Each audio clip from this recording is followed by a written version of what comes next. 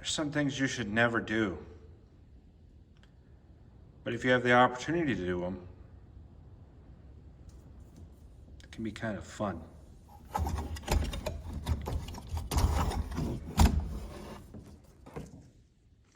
So check this out, okay? This post here goes all the way to the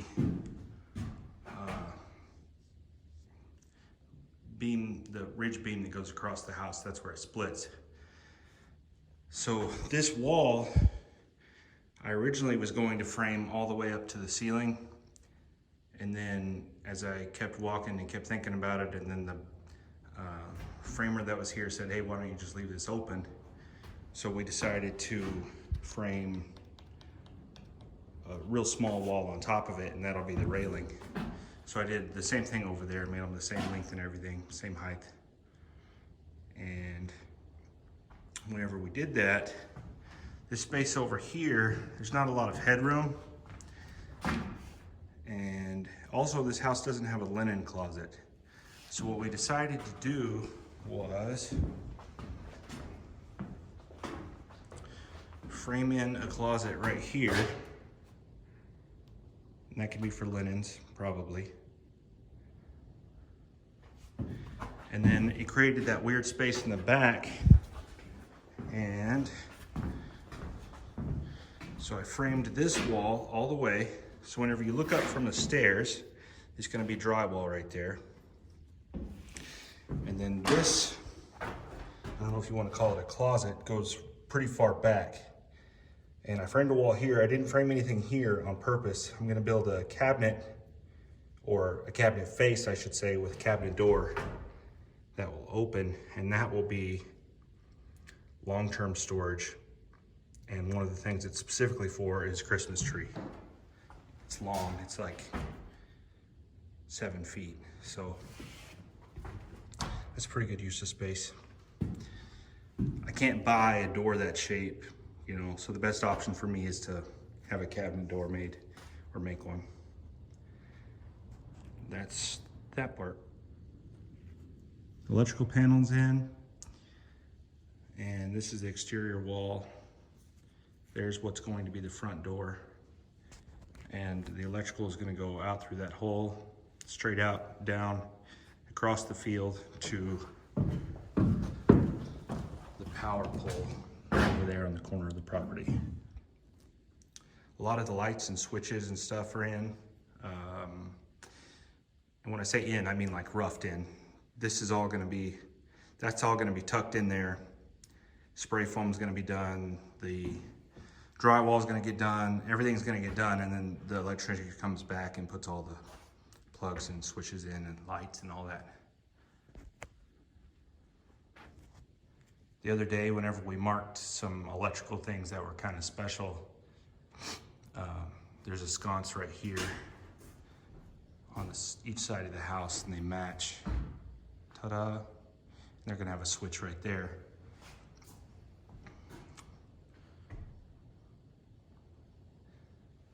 And then this whole wall, the front wall, is going to have cabinets and bookshelves. A lot of y'all know that Amanda is an English teacher, and we have a multitude of books. And so that wire there, and then there's one on the other side that matches, is gonna go up through the top plate, and it's gonna be left there in the wall. And then when the cabinets get built, I'm gonna stub it out towards the phone, and we'll have lights that shine down on the cabinets. Something I really like about this electrician in particular is, see this wire? There's extra wire there. Just in case something happens and he has to pull it out, that's what that's there for. Not every electrician does that. What I just showed you was the back side of this wall next to the stairs. You can see these single gang boxes that are there. Those are there, and I'm actually the one that put them there, and then he put the wires in because I wanted it to be exactly in the middle of the step. So I put this blocking in and put those on. And these are lights that are going to shine down on the step. They're really low, I don't know what the word is. They're not low voltage, but they don't put out a lot of light. It's just for nighttime, so that if you walk down the stairs, you can see there's gonna be a switch for those right there. I'm looking forward to seeing that. This is another great example of a quality electrician. The vanity, now we're standing in the bathroom, the vanity is gonna be right here. And usually the light is centered above the sink or above the two sinks. And neither him nor I nor anybody knows exactly where that sink is gonna be until the cabinet is built.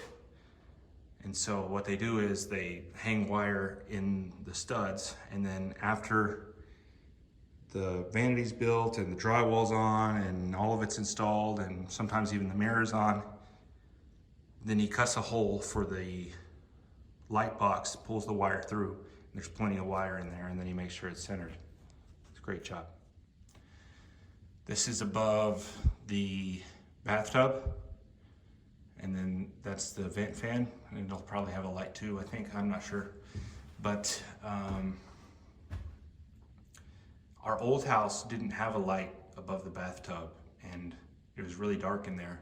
So that's one of the things that Amanda specifically asked for. But I didn't tell him that, he just put it there. How about that? Also, take note that this vent fan is facing out towards the outside of the house, and that's because I'm going to vent it out. Some builders in Lubbock, the vent fan just goes into the attic, but I don't have an attic here. And after this is covered in drywall, if I have the air, the warm, humid air, just going straight into that cavity, it's gonna be a recipe for mold. So I have to vent it out of the house, and that's why it's pointed that way. So because we're only gonna have one bathroom, which, you know, we're gonna have one bathroom with two sinks, so that's helpful. And the bathtub and toilet are gonna be separate from the vanity so that two people could potentially use it at the same time. But we still have to store, you know, all the stuff for everybody in our family. And so, you know, we have toothbrushes, we have all that stuff, and all that stuff plugs in. Not all that stuff, the toothbrushes plug in.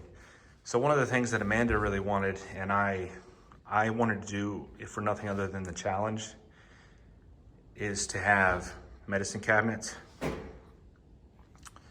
And they're going to have electricity in them. So what he did was he ran this wire down, looped it, looped it, looped it, looped it, so that whenever I inset the, I'm not 100% sure if I am going to inset them, but if I inset them, or if they're outside, it doesn't matter. We can pull the wire through and put a plug inside each medicine cabinet. And that's not like super expensive to do, and it will be a really cool feature. That's everything about that. I have to mention this, but these windows all came straight from Home Depot, and we designed the house with windows that we could pull off the shelf at Home Depot. Home Depot actually had 41 of these windows in stock. We bought 5 of them. But even though it's a cheap window, you know, we're balling on a budget.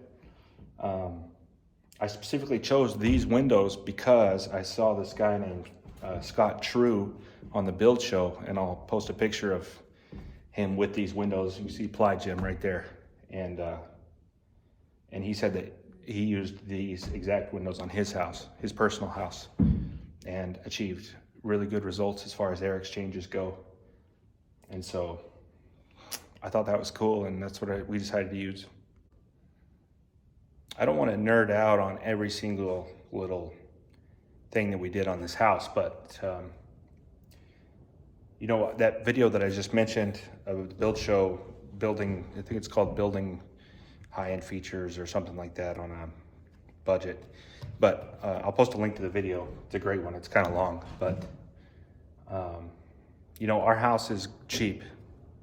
Quite frankly, it's going to be cheap to build, but that doesn't mean that some small changes couldn't make a big difference. And so, you know, like I said, with these windows, I'm glad that we got these windows. But another thing we did is on all the headers, this is a 2x10, and then there's another 2x10 on the other side, but we sandwiched it with foam instead of commodity OSB, something like that. The foam adds a little bit of insulation value. Another thing we're doing is we're getting this whole place spray foamed.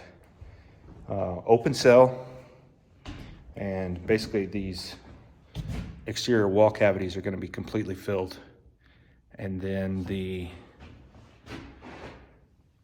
those are 2x8s up there, so it's going to be 6 to 8 inches of foam up there depending on how they spray and where. But it's going to be like a cooler in here, and it's not hugely expensive. Totally worth it. I'm looking at under the stairs, and we have a vacuum like a lot of people have that plugs in and it has a battery. So we're going to hang it right here, and this will be the pantry, I guess is what you call this, but there's gonna be a special spot for the vacuum with the plug. And then another thing I have to do is run a wire all down this wall to the back of the house. This is not an electrician thing, this is a me thing. That's a Cat 6 cable, and that's for the internet modem. Because of where we are, there is no internet option aside from satellite internet. So whenever we moved into our apartment, we just went ahead and got satellite internet. Starlink, in case you're wondering, and I would totally recommend it. And so on the back of the house, I'm going to mount a box outside for it to plug into. And then there'll be a box inside for the router to plug into. And the router can plug into the same plug as the vacuum. This is actually the light switch for the light that's in here. But Starlink's really cool, and I'm not gonna lie, it's a little bit more expensive than what we used to have, but we're not gonna have a water bill, we're not gonna have a gas bill, so I feel like we're still doing okay. And the internet's really fast. The only reason that I ever grow out my hair or beard at all is because I just hate shaving and I'm lazy. But at a certain point, it bothers me so much that I'd rather spend the time to shave it than be lazy and keep having it grow. Even though one of the framers last week had dreadlocks, and I thought, man, I'd love to have dreadlocks. That lasted like a day, and then I was like, man, I gotta shave. And it was hot on Monday, you know, like really hot, like 90 degrees or something, even though it's February. And so I shaved that day. Now it's kind of cold again, and my head's really cold. Something else I did was install these hurricane ties. Just little housekeeping stuff.